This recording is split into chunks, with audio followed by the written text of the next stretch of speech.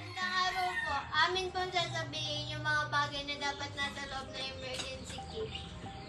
Ako po si Rachel Fernandez, grade 8B.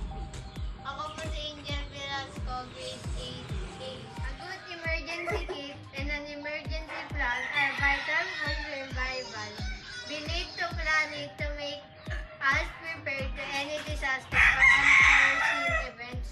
Kailangan po natin to para maging handa po tayo sa mga dadating na disaster. Flashlights are more important part of any kit as they can give light when no other source is available in manner that's not much space with close candles. Madilim o kaya wala pong kuryente. Saka mas safe po siya gamitin kaysa sa kandila kasi po kandila po may possibility po siyang makasunog.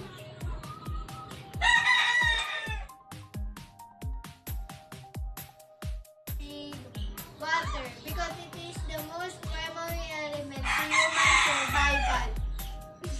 You must consider the fact that running water may be either unsafe to drink or simply unavailable.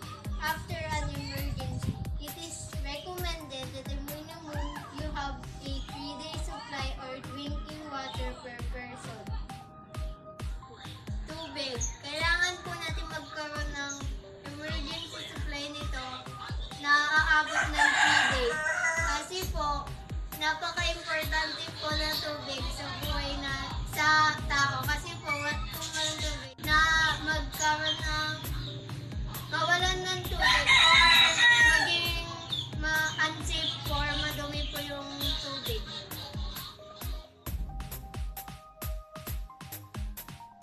Protective clothing in your emergency kit is very important and it helps ensure your protection from elements and other things that could harm you during a disaster or emergency. Pwede mo po siya gamitin pag nadabihan ka po, pwede ka po magpalit. Okay na yun. Stop mo na.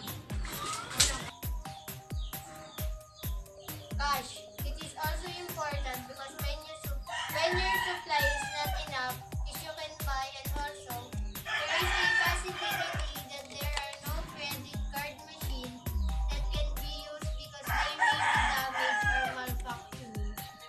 Kasi cash po, kailangan po natin to para kapag nagkulang po yung supply mo or wala ka po supply na po, makakabili ka po. Tsaka maaari po na yung machine po na inaano po ng mga cards, nasira po dahil sa disaster.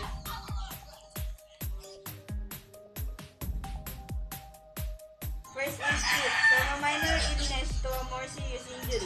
A first aid is a must in every home. It can help reduce the risk of infection or the severity of an injury.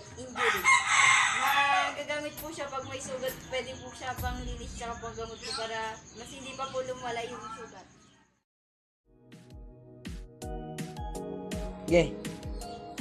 Batteries are common. Ginagamit siya sa mga battery na radyo tsaka flashlight.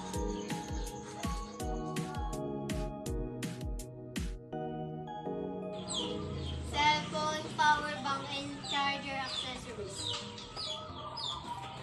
Make sure to save all the necessary emergency number on the phone and keep the charging accessories close at hand as well.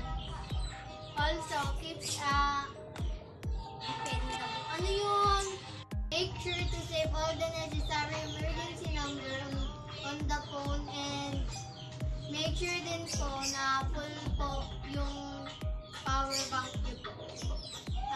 Ibig sabihin, i-save nyo po yung mga importanteng numbers or hotline na tatawagan nyo po. At saka po, siguraduhin nyo pong hindi po lobad yung mga power bank and cellphone. At saka po, gamitin nyo lang po yung mga cellphone kapag importante lang po.